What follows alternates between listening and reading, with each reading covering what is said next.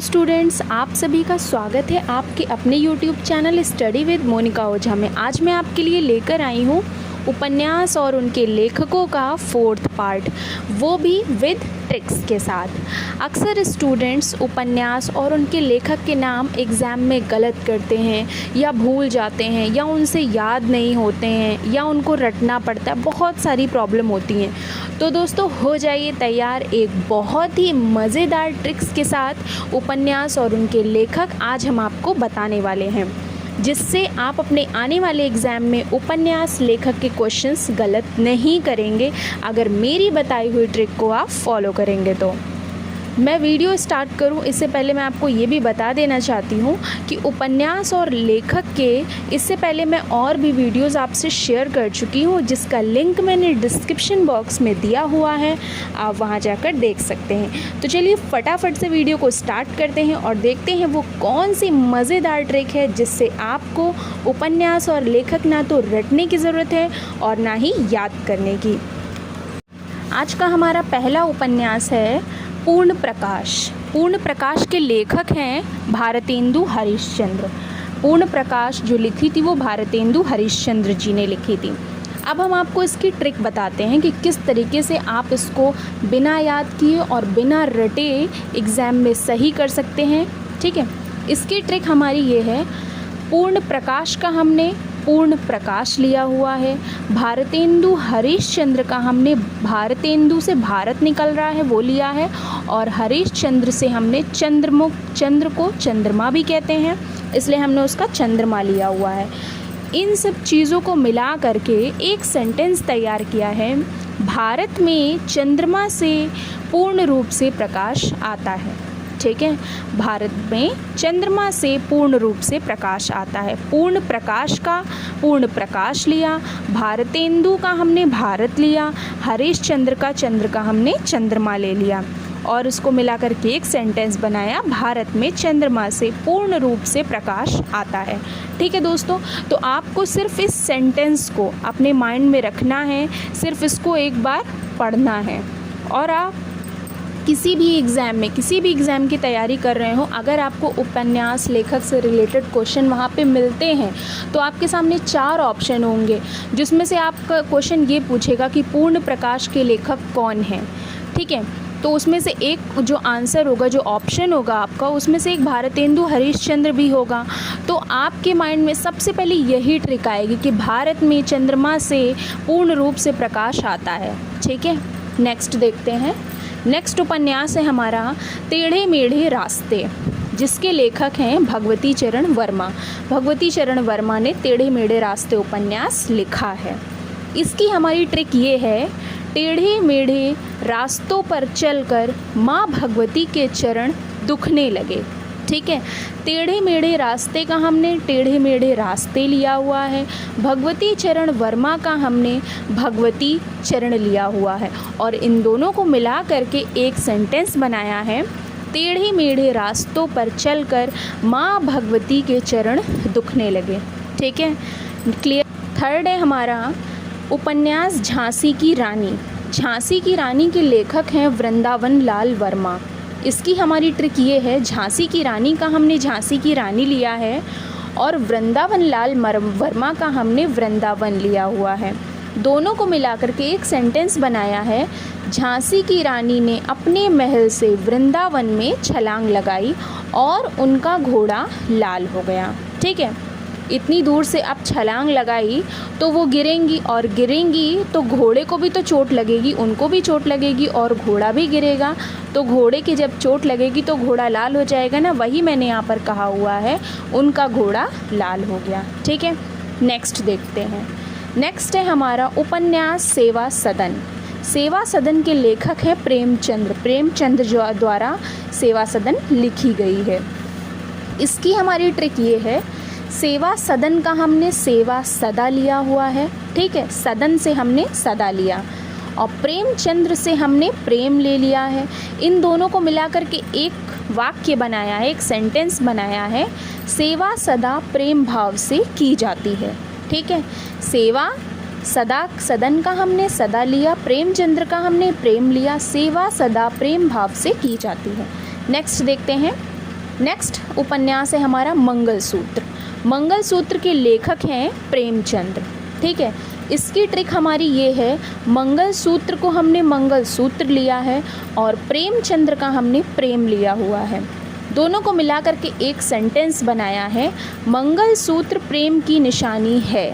ठीक है, ये बात भी हम सब जानते हैं कि मंगलसूत्र प्रेम की निशानी ही होती है। ठीक है, मंगलसूत्र प्रेम की निशानी है। सिर्फ इस सेंटेंस को आपको अपने 1-2 बार पढ़ना है, बस इस सेंटेंस को अपने माइंड में रखना है और जब आप इस उपन्यास को देखेंगे अपने एग्ज़ाम में, पेपर में, तो ये ट्रिक अपने आप आपके माइंड में आ जाएगी और आप आंसर सही करेंगे। ठीक है, नेक्स्ट देखते हैं। 6th है हमारा चंद्रकांता। चंद्रकांता के लेखक हैं देवकी नंदन खत्री। देवकी नंदन खत्री ने चंद्रकांता को लिखा है। इसकी हमारी ट्रिक ये है, चंद्रकांता का हमने चंद्र लिया हुआ है, चंद्र माने चंद्रमा होता है, और कांत को हमने काटा लिया हुआ है। चंद्रकांता, चंद्र को काटा मतलब लिया हुआ है, और देवकी नंदन खत्री का हमने देवकी नंदन लिया हुआ है। ठीक है, अब इन दोनों को मिलाकर के एक सेंटेंस बनाया है, देवकी नंदन ने उस राक्षस का अंत किया जिसने चंद्र को काटा था। ठीक है, क्लियर है आप सभी को? देवकी नंदन ने उस राक्षस का अंत किया जिसने चंद्र को काटा था। 7th है हमारा उपन्यास परख। परख के जो रचयिता हैं, लेखक हैं, वो जैनेंद्र हैं। ठीक है, परख जो लिखी है वो जैनेंद्र ने लिखी हुई है और इसकी हमारी ट्रिक ये है, परख का हमने परख लिया हुआ है और जैनेंद्र का हमने इंद्र लिया हुआ है, और दोनों को मिला करके एक सेंटेंस तैयार किया है कि इंद्र को हर चीज़ की परख होती है। ठीक है, इंद्र को हर चीज़ की परख होती है। बस सिर्फ इसको आपको अपने माइंड में रखना है बस। ठीक है, नेक्स्ट हम देखते हैं 8th उपन्यास है हमारा भूले बिसरे चित्र। ठीक है, इसके लेखक हैं भगवती चरण वर्मा। भगवती चरण वर्मा ने भूले बिसरे चित्र लिखा हुआ है। इसकी हमारी ट्रिक ये है, भगवती जी ने भूलकर चरणों का चित्र बना दिया। भगवती चरण का हमने भगवती और चरणों लिया हुआ है, और भूले बिसरे चित्र का हमने भूल कर लिया हुआ है और चित्र बना दिया। ठीक है, इन सबको मिला करके एक सेंटेंस तैयार किया है, भगवती जी ने भूलकर चरणों का चित्र बना दिया। ठीक है, क्लियर है दोस्तों? नेक्स्ट 9th देखते हैं, वोल्गा से गंगा तक। नेक्स्ट उपन्यास है हमारा वोल्गा से गंगा तक, जिसके लेखक हैं राहुल सांकृत्यायन। ठीक है, इसकी हमारी ट्रिक ये है, वोल्गा से गंगा तक हमने इसका गंगा लिया हुआ है, राहुल सांकृत्यायन का हमने राहुल लिया हुआ है, और सांकृत्यायन का हमने संस्कृत लिया हुआ है। ठीक है, इन सबको मिलाकर के एक सेंटेंस बनाया है, राहुल गंगा से सिर्फ संस्कृत में ही बोलेगा। राहुल वोल्गा का हमने बोलेगा लिया हुआ है, राहुल गंगा से सिर्फ संस्कृत में ही बोलेगा। ठीक है, 10th उपन्यास है हमारा अंगूठी जान नगीना, जिसके लेखक हैं किशोरी लाल गोस्वामी। ठीक है, किशोरी लाल गोस्वामी द्वारा लिखी गई है ये अंगूठी जान नगीना। इसकी हमारी ट्रिक ये है, अंगूठी जान नगीना का हमने अंगूठी नगीना लिया हुआ है, और किशोरी लाल गोस्वामी का हमने गोस्वामी किशोरी लाल लिया हुआ है। इन सबको मिला करके एक सेंटेंस तैयार किया है, गोस्वामी से किशोरी लाल की अंगूठी का नगीना जाने कहाँ गिर गया। ठीक है, गोस्वामी से किशोरी लाल की अंगूठी का जो नगीना है वो जाने कहाँ गिर गया। बस सिर्फ इतना सा सेंटेंस आपको याद रखना है। नेक्स्ट है हमारा सच्ची सीधी सच्ची बातें। ठीक है, सीधी सच्ची बातें के लेखक हैं भगवती चरण वर्मा। भगवती चरण वर्मा ने सीधी सच्ची बातों को लिखा है। इसकी हमारी ट्रिक ये है, भगवती की बातें सीधी और सच्ची होती हैं। भगवती की बातें सीधी और सच्ची होती हैं। ठीक है, नेक्स्ट 12th है हमारा कांपता हुआ दरिया। कांपता हुआ दरिया के लेखक हैं मोहन राकेश। मोहन राकेश ने कांपता हुआ दरिया उपन्यास को लिखा है। इसकी हमारी ट्रिक ये है, कांपता हुआ दरिया का हमने दरिया लिया हुआ है। मोहन राकेश को मोहन राकेश लिया हुआ है। ठीक है, इसको मिलाकर के एक सेंटेंस तैयार किया है, वो ये है, दरिया के सामने मोहन और राकेश दोनों कांपते हैं। ठीक है, दरिया के सामने मोहन और राकेश दोनों ही कांपते हैं।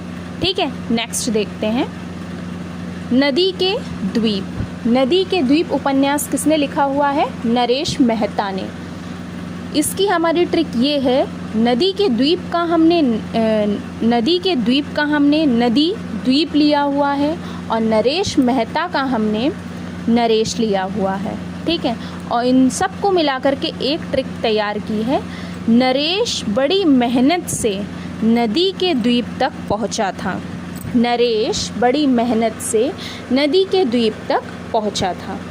14th है हमारा बूंद और समुद्र, जिसके लेखक हैं अमृतलाल नागर। अमृतलाल नागर द्वारा रचित है ये बूंद और समुद्र।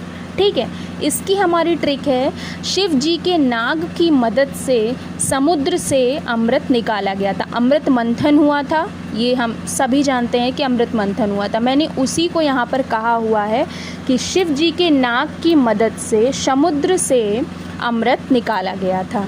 ठीक है, 15th उपन्यास है हमारा प्रेत और छाया, जिसके लेखक हैं इलाचंद्र जोशी। इलाचंद्र जोशी द्वारा रचित है ये प्रेम और छाया।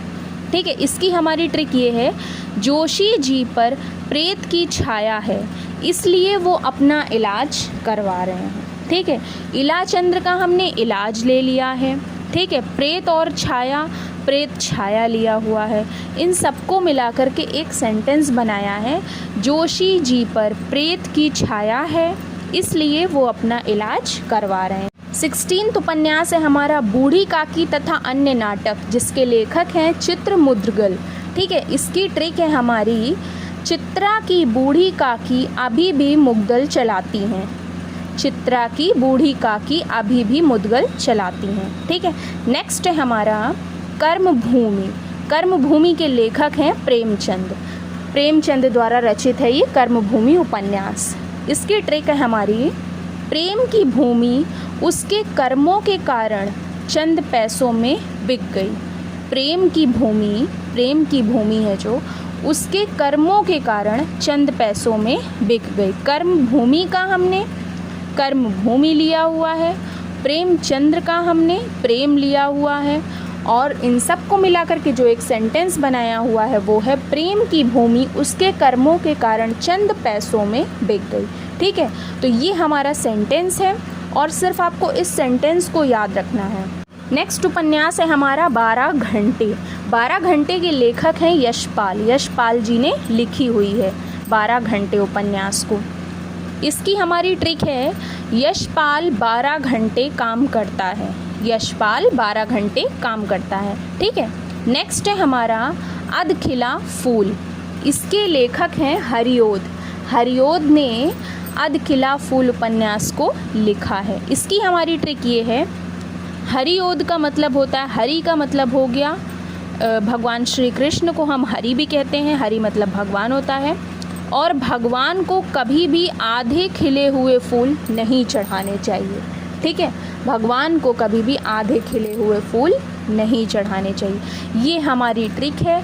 और आपके एग्ज़ाम में ये क्वेश्चन अगर जैसे आता है, अधखिला फूल के लेखक कौन है, तो आपके सामने 4 ऑप्शन होंगे, उन 4 में से एक हरिओद ये भी ऑप्शन में होगा। तो अगर आपने मेरी बताई हुई ट्रिक को फॉलो किया है और इसको 1-2 बार अपने मतलब दिमाग में रख कर कैसे पढ़ा है, समझा है बस इस ट्रिक को, ठीक है, तो आपके एग्ज़ाम में जब भी ये क्वेश्चन आएगा तो आपके माइंड में ये ट्रिक सबसे पहले आएगी कि ये हमने कहीं पढ़ी थी, आपको पढ़ा सा लगेगा। ये ट्रिक आपको याद आ जाएगी, इससे आप आंसर गलत नहीं करेंगे और आप अधखिला फूल उपन्यास के लेखक कौन है, हरिओद है, इसका आंसर आप वहाँ पे सही करेंगे। ठीक, नेक्स्ट और लास्ट उपन्यास है आज का हमारा अंतिम आकांक्षा। ठीक है, अंतिम आकांक्षा के लेखक हैं सियाराम शरण गुप्त। सियाराम शरण गुप्त द्वारा लिखी गई है ये अंतिम आकांक्षा। इसकी हम आपको ट्रिक बताते हैं क्या है।